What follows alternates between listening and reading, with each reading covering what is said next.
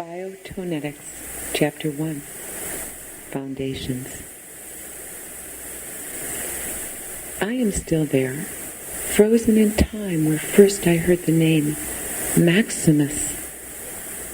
Right hand skillfully balancing a tray of organic meals for table 3.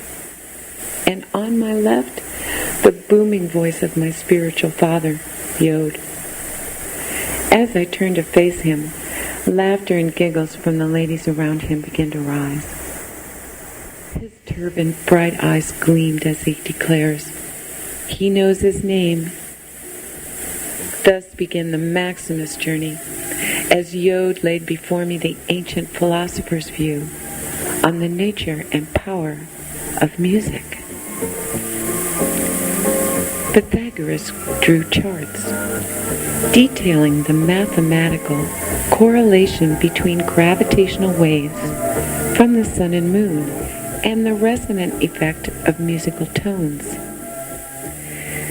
The idea of the gravitational force between the sun and earth resonating like a string on my guitar was fascinating.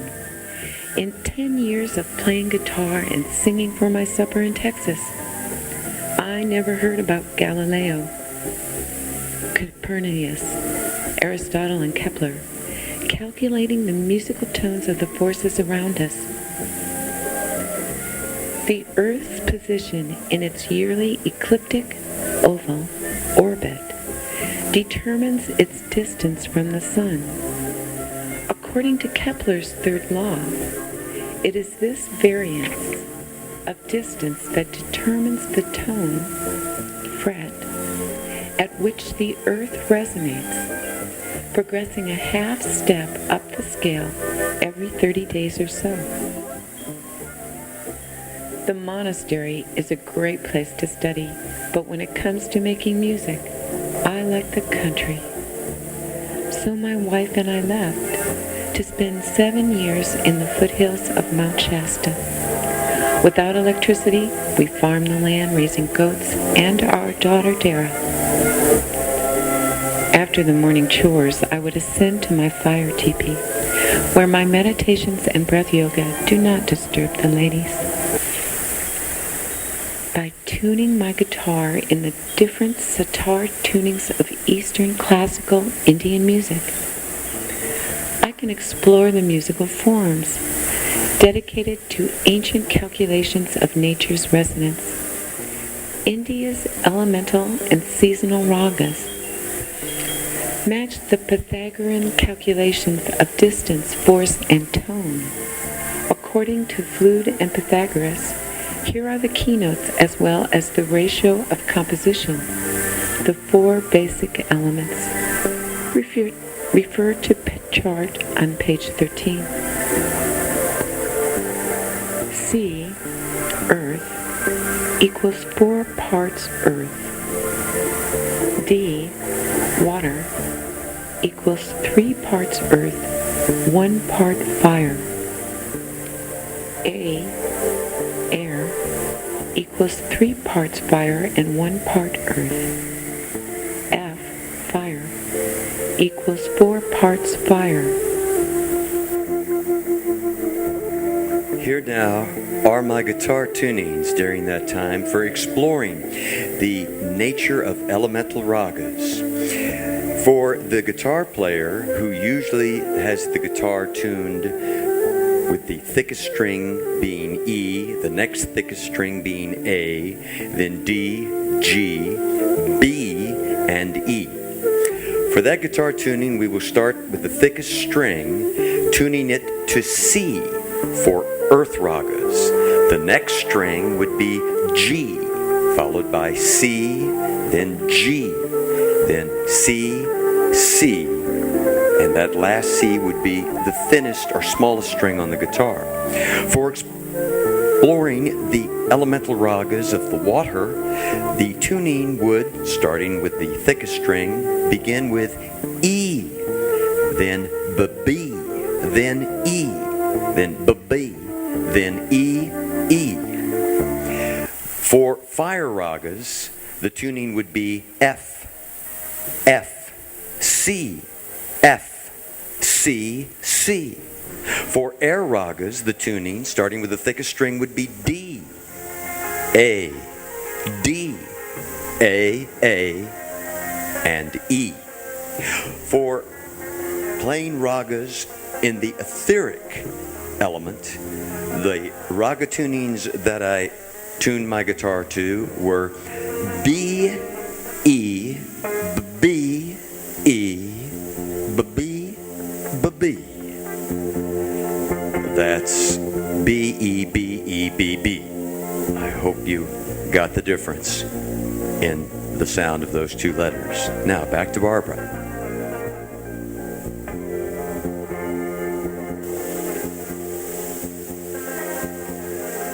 Returning to the luxury of city life in Texas, I no longer indulge my 7-year religious habit of stimulating preferred secretions by playing guitar ragas for several hours a day. To satisfy my addiction to modal music, I recorded my ragas on the new cassette recorder. Ah, the things one can do with the power of electricity. In those precious moments when the wife and child were not disturbed, I could record condensed versions of my different seasonal tunings and listen whenever I felt the need. In the mountains, I played only one raga tuning throughout the entire season. Now I stimulate my neural growth hormones with music anytime and disturb no one by using headphones. Leaving my popular music aspirations to study nature's modalities deep in the mountains might seem harsh. But when I read that Ravi Shankar's teacher made him play just one raga morning, noon, and night for a full year before he was taught his second sitar tuning, I knew I had it easy. My wife was so impressed. She did a beautiful relaxation and meditation tape for our growing therapy clientele, using my guitar ragas as background music. When our clients asked for cassette copies, Star, Virginia Clark, used her 3 years of experience as art director for Universal Artists Recording Division to package our humble offering. My wife produced album covers for Neil Diamond, Bill Cosby, and Decca Records, so she packaged our cassette marvelously. When she took an offer to continue her healing work on the international stage, our daughter followed, leaving me with no one to disturb. Fortunately, a drummer from my Kadar crooning days was in town and looking for a retreat from his wife and 3 kids. Of all the musicians I have been on stage or recorded with, Doug Song, Augie Meyer, Johnny Winter, Billy Preston, Sly Stone, Hugh Masekela, Larry Savoy, Delaney and Bonnie, only App, not his real name, found my unusual free-form live modal style of playing exciting and fun. No longer limited to the number of bars in a song, we could jam for hours on a single raga as I switched from guitar to flute to drum duets and then back, with no wives, children, or neighbors on my Texas hillside. We assaulted modal music with the same exhilaration an Olympic athlete in training must feel. Just west of my gate, the Pony Express and Stagecoach stop, currently called Speck Store, is run by Jake and Kate. Their daughter studies the ballet. Her friend Renee takes an interest in expressing my music through dance. We pore over each other's insights as we matched her classical ballet styles with my earth, water, fire, air, and ether ragas. Watching their dance troupe rehearse, I saw the elemental nature of each moment and relished the new insights into the language of dance. But before we can get funding for our efforts, Renee takes the offer to join the Boise, Idaho Dance Troupe Tour. She leaves me a firm believer in the ability of expressive dance to enhance hormonal secretions in man. Music is once again my only friend, as I chill from my teaching nature's biobalancing techniques to my weekly clients. A client is upgrading the sound system of his San Antonio roller rinks and trades equipment for his monthly adjustments. With electricity, amps, and Tech A3440 and 4-track tape recorder, Saturday nights are spent recording my modal guitar ragas on track 1 of the new recorder. Then I can record different accompaniment with flute, bass guitar, banjo, harmonica, old church organ, or percussion on tracks 2, 3, and 4 to be mixed to a cassette. I observe the music's effect on the nervous tension of my weekly clientele as they learn to relax. Adjusting the presence, instrumentation, or volume of any track could completely change their reaction. By this process, I could choose the instrumentation mix, producing flow rather than tension. Relaxing as it was, I missed the charge living live with dancers brought to the music. Then F sent me a cassette of nature sounds from his radio job in California. The effect of twirling dancers was stimulated by the sounds of a bubbling brook. I began recording nature's shows, matching sounds in nature to dance moves, then mixing them into the music where dancers once were.